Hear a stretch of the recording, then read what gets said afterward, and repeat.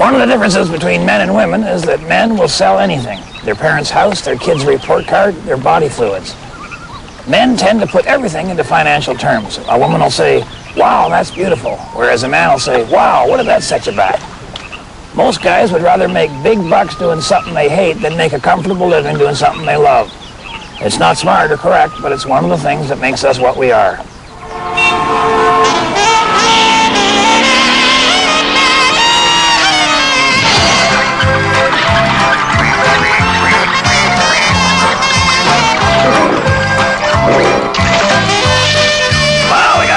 Show for you this time. We're going to show you how to turn a furnace into a popcorn maker to insulate your house.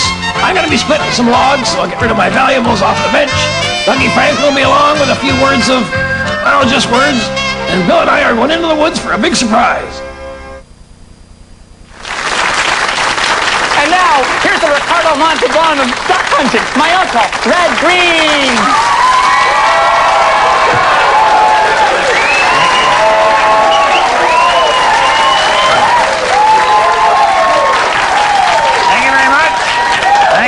And now here's the Hervé Villachez of basketball, my nephew Harold.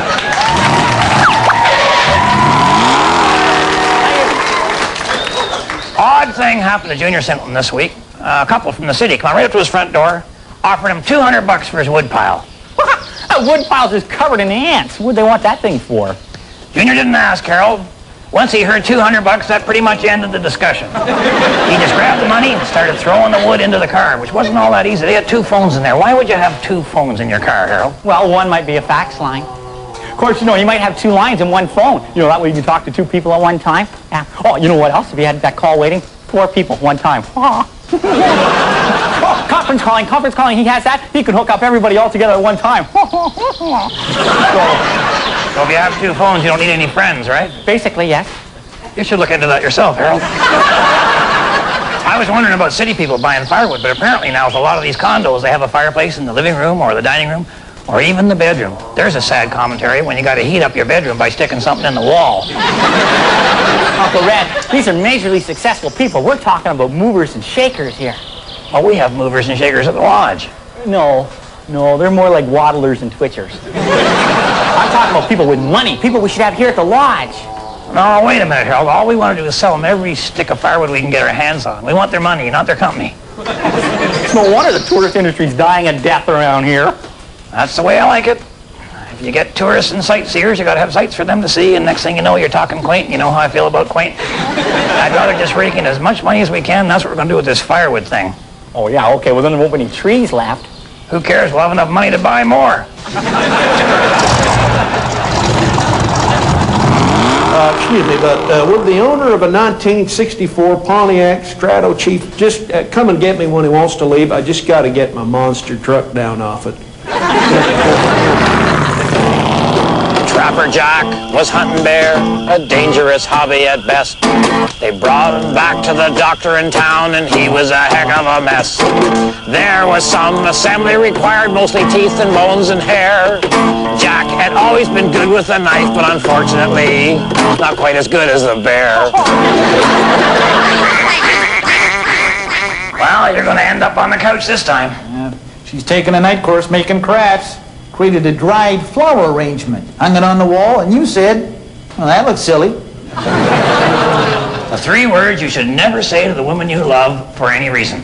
Don't ever say something looks silly to a woman, ever. Well, I'm sure it's a bunch of dried weeds and flowers and sticks, painted gold, jammed into a hunk of green foam. Something you'd sweep off the laneway. But you went and you called it silly, and now we're going to help bail you out. Now you tell her you've got an optometrist appointment. You come home an hour later, acting like you got new glasses. Make a special point of looking at her dried kindling thingy again.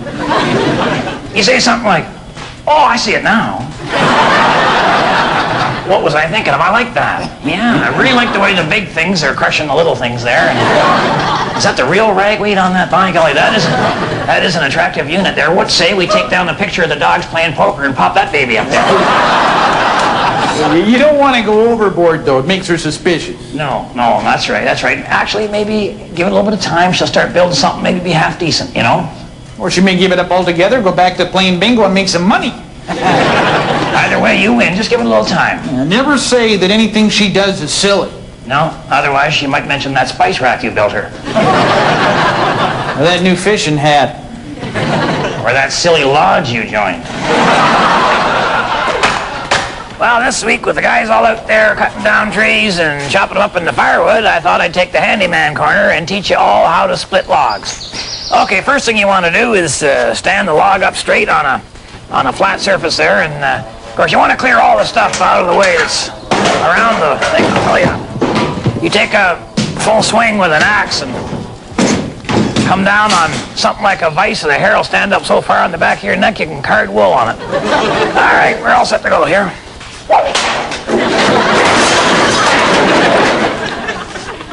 All right, now you always want to make sure the area behind you is cleared out as well. Yep, we're fine. Okay.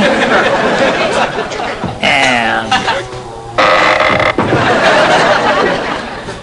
all right, let's try that again. Okay. Now. All right. Oh, so that's the way you want to play it, huh? All right.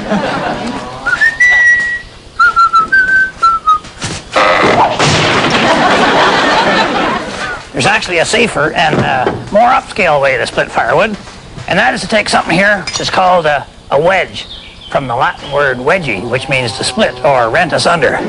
So you just get that started into the log.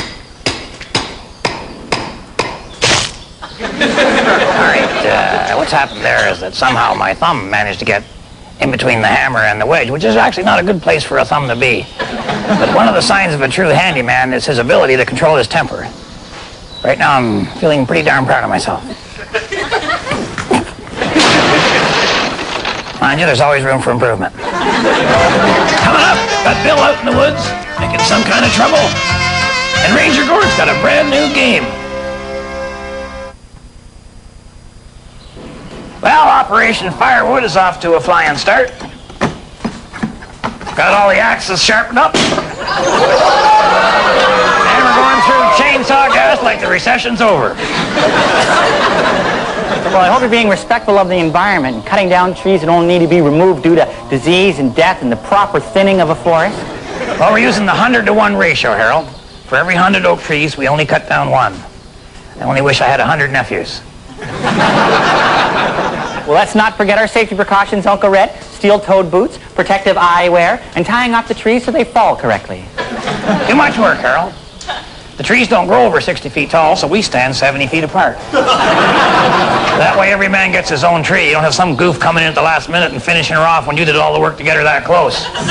Well, how many trees do you plan to assault? 50 a day, every day, day after day, until we're too tired to do anymore. Wow, I'll give you a grand total of 50. You rolling there, Harold? All right, we're here with our friend, Ranger Gord. Hi, Red. Hi, Harold. Yeah, hi there, Gord. Gord, we're getting kind of bogged down with the Firewood Project there. I wonder if you could do us a favor, go out into the woods and make a little X on all the trees that are easy to cut down. Would you do that? Well, that sounds like you need to know more about the flora. Oh, no. I know flora. Everybody knows flora, right, Gord?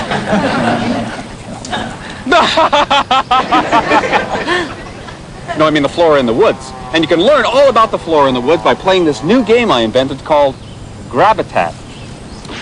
You get it? You get it? Gravitat, because you reach in and you grab something from your habitat. I don't want to play some dumb game, Gord. I want to go cut down trees. Play one game and I'll mark 10 trees for you. Deal. Gravitat is fun. You just reach in and you pull something out.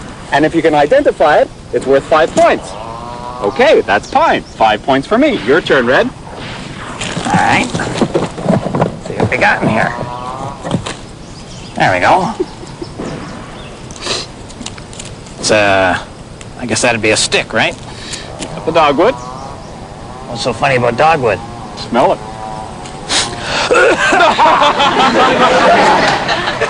Oh, that's funny. You know, because you want your game to be funny if you want it to be popular. You know, I think this is going to be a great hit with the kids because they can learn all about the environment. I'm going to sell it at all those stores that sell earth shoes. Okay. Minute. That's sumac. 5 points for me. Your turn, Red. No problem. Oh, no. I know this one. That's mint. No, it's not. No, it's not mint. Well, I've seen that leaf before. All right, you got me. What is it? Poison ivy. This is the home renovation feature where we show you how to make your house more homely. And this here, of course, is Mike. Mike helps us out with these parts of the show. Well, Mr. Green, he sure helped me out. He just saved my life is all. Now, Mike is with the, one of the prisoner rehab deal things. This man is a saint. That's all I'm going to say about it. Okay, we're going to show you a great way to insulate your home. Yeah, that's it, Mike. Now you hear about vermiculite and the foam and the fiberglass and so on. What we like is the industrial-grade popcorn. And it's got a high R factor, Low in cholesterol. Absolutely right. And all you have to do is use the heating system in your house to blow... No. To blow this stuff up into the exterior walls. So the first step is to take the end panel off your furnace. Yeah. Here, I'll show you how it's done.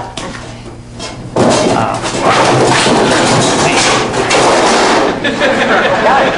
Hey, I'm learning it. Yeah, I said the end panel here, Mike. Oh, I can't believe it. I'm sorry. No, it's all right. It's all right. I don't know how I'll get this back on. No problem. Don't worry about it. Now, what you want to do here is to turn your furnace into a hot air popcorn popper. You got to take a wad of a handyman secret weapon duct tape, and you want to just ball that up around the fan belt there, so that when she gets going, she'll vibrate up on you, and that way the kernels won't burn too bad in the heating chamber. I get it. Sticky. Yeah. You all right? Yeah, keep sticking to it, Sal. Yeah. Maybe we'll just use some rope. There, you pull it out. Yeah, all right. Okay.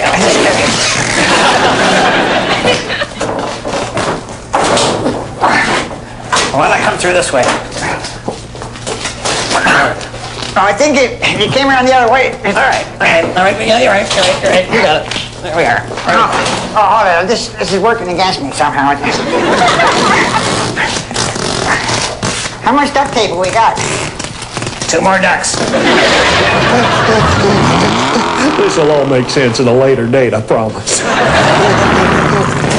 right, now the popcorn's going to come through all the floor vents, so you want to take the covers off them all. All right, that's all right. Oh, sorry. Oh, jeez. You okay? Yeah, fine, Mike.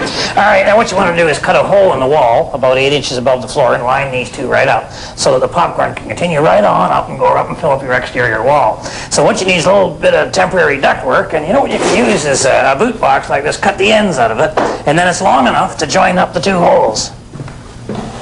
You should cut the ends off. Yeah. I cut the sides off. Yeah, that's, Okay. yeah. Kind of short. Yeah. I'm useless. Well, Useless. well, we'll come back later in the show. We'll get her all rigged up. You're all right. Useless. Time for Adventures with Bill out in the woods. Where else? Where are you, Bill? Where are you? Well, he's around somewhere. Yeah, there he is. Wow, look at all those axes. With the Pick Your Own Firewood Project and so on, Bill decided he was going to kind of show us how to do things and cut stuff up and I guess how to throw an axe from one end of the woods to the other. Okay, Bill, we've seen that. You had the other axes. Yeah. Bill doesn't get a lot done in a day, I guess, when he's working in the lumbering. He's kind of a lumbering guy. You'd think that he's... Anyway, you got the other axe? Bill, what about the other axes? Yeah, good idea, Bill. So we got the other axes, and out we go, and I wonder where the other one went anyway. Who knows? Oh, there it is. Well, that's handy. Now, the thing about doing work like cutting up logs and everything, you got to make it fun. That's the trick of it. Now you got to, there we go. And you turn it into a sport. Well, I think it was Mary Poppins who said, just a spoonful of swinging an axe makes your leg go down or something like that. I forget. But, and rather than just chop up the log, get right up, get right up there on top of it, and you could sing one of those lumberjack tunes and just kind of get yourself into real good